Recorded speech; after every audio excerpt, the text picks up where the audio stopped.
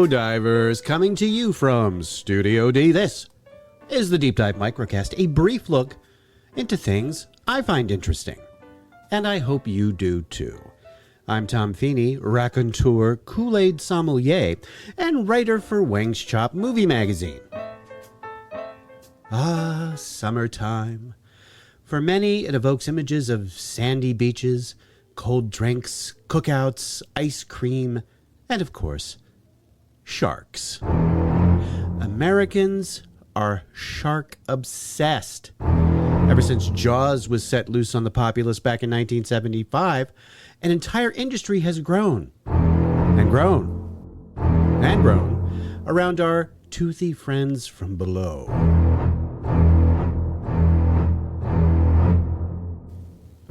"2025 marks the 50th anniversary of Jaws' release, and its impact on popular culture is still felt, perhaps even stronger than ever.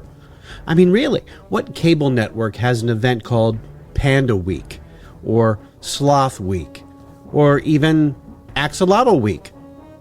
Although that would be cool.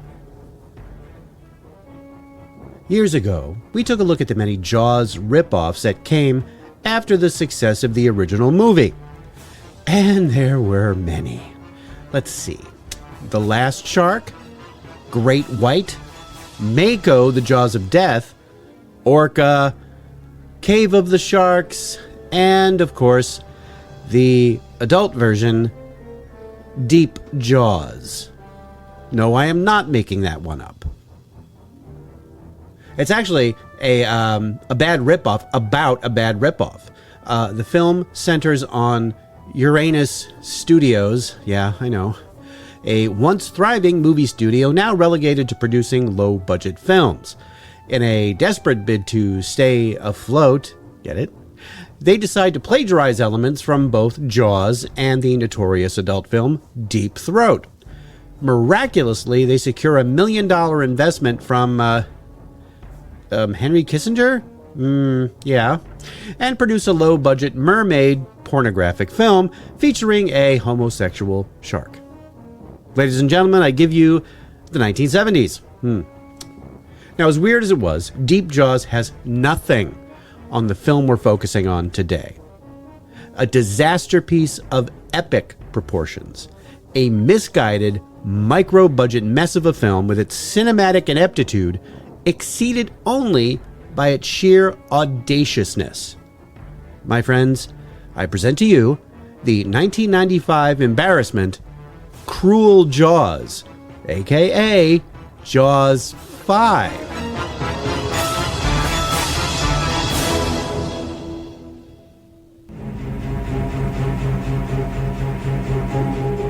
The coastal town of Hampton Bay has a new resident, and he's looking for a bite to eat.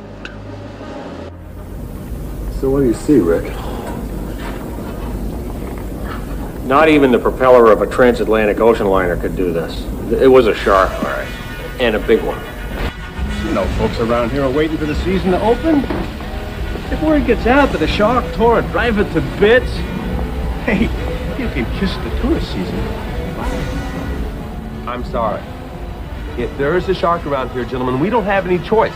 We have to close the beach, and we have to postpone the regatta. Looks like we had another shark attack last night. Billy, what do we know about sharks? Well, we know that they're a sort of locomotive with a mouth full of butcher's knives. And all they really know how to do is swim, eat, and make baby sharks. What are you saying here? You aren't talking nonsense, boy. You've been seeing too many movies. You want to be sure, Mayor? You want to be sure, Mr. Lewis? All you have to do then is open him up and see what's in his stomach. Don't talk rubbish, boy. This is not the place nor the time. It's almost as if someone has trained him to attack and kill.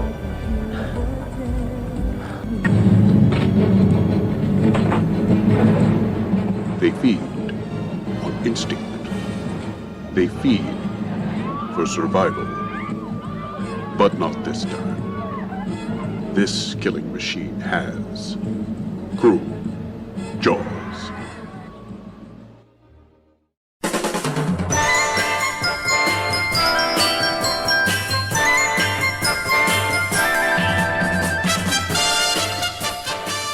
let us travel, my podcast companions, to the city of Rome, Italy, home of the Colosseum, St. Peter's Basilica, the Pantheon, and Cruel Jaws director Bruno Mattei.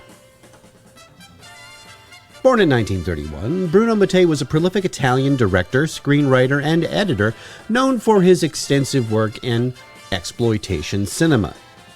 His career spanned several decades, and he became infamous for his low-budget films that often borrowed liberally, i.e. stole, from popular genres and existing movies. Mattei began his film career as an editor during the 1950s and 60s, working on various Italian films and learning the corde, or ropes, of the film industry. Mattei's first directorial effort came in the late 1960s, but it wasn't until the 70s that he began to establish himself in the world of exploitation films.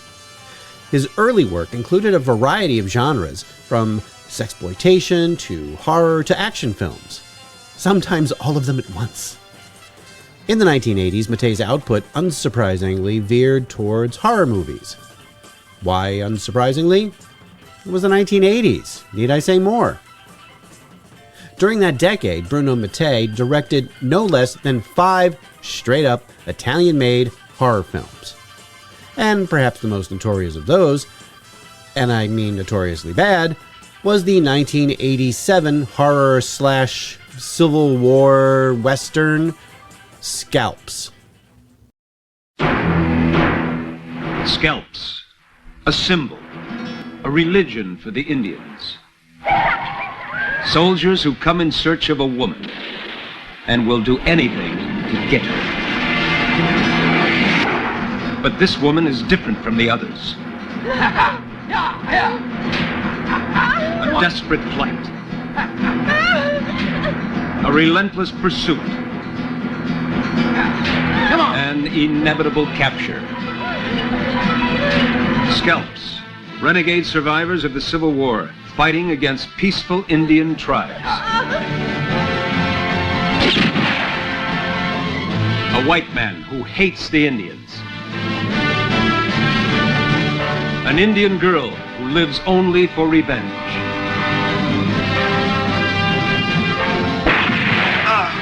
You let him get away, you scum! At last, the two meet to share the same fate. The South will rise! Scalps, a symbol, a religion for the Indians.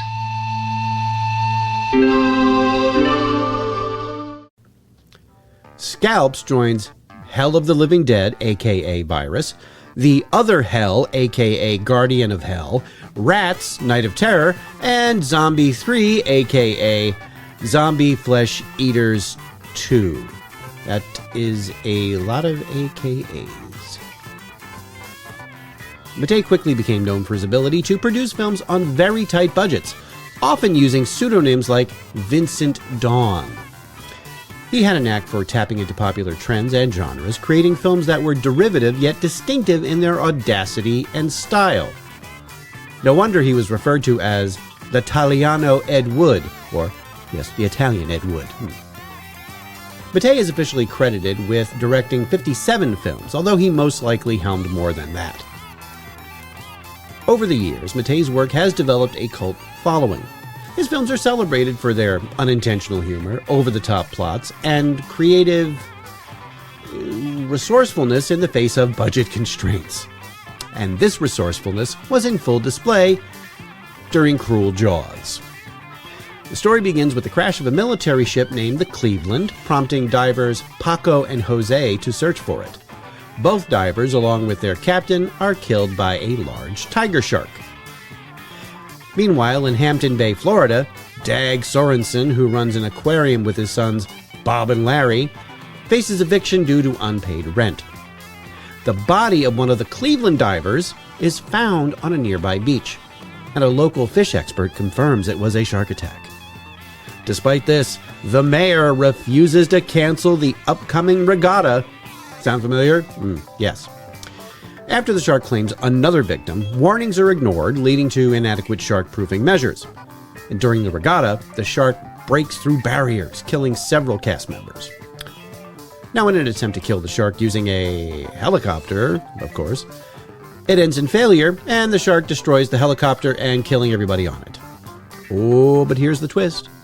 Close your ears if you don't want to be spoiled, even though the movie's pretty spoiled already.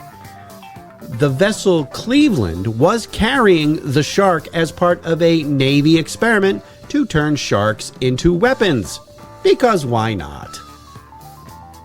Our leftovers who didn't become leftovers then sail to the Cleveland wreck, rig it with dynamite, and blow it up, killing the shark.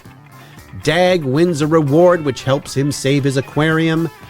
The end. Now you might be thinking, this movie doesn't sound that bad.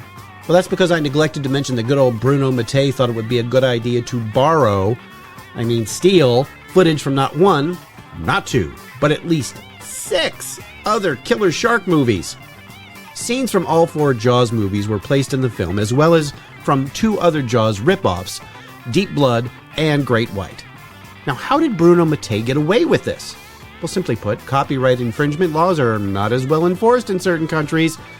Still, it amazes me that Bruno wasn't sued out of existence by Universal Studios. In fact, no one even seemed to care at all after Cruel Jaws was released, as long as it wasn't released in the US. Moving forward to 2014, genre distribution company Shout Factory announced that a Blu-ray disc of Cruel Jaws would be released as part of a double feature with the equally awful Exterminators of the Year 2000. Actually, that's Exterminators of the Year 3000. I'm getting my titles mixed up here. Oh well. However, that release was abruptly canceled for, quote, reasons. And you can probably guess what they are. Now, it seemed like Cruel Jaws might never get a domestic release on disc in the US. But really bad films, like life, finds a way. In 2020, another niche distribution outlet, Severin Films, released Cruel Jaws on Blu-ray, packed with special features, different versions, and other ephemera. And all was right in the world. Until the title disappeared from Severin's website. No explanation given. Cruel Jaws had been swallowed up. There are theories, but you can bet somehow Universal Studios was involved. These days, Cruel Jaws has a new home, the island of misfit videos called YouTube. You can easily find it there in all its non-glory. But what about Bruno? He remained active in the industry until his death in 2007.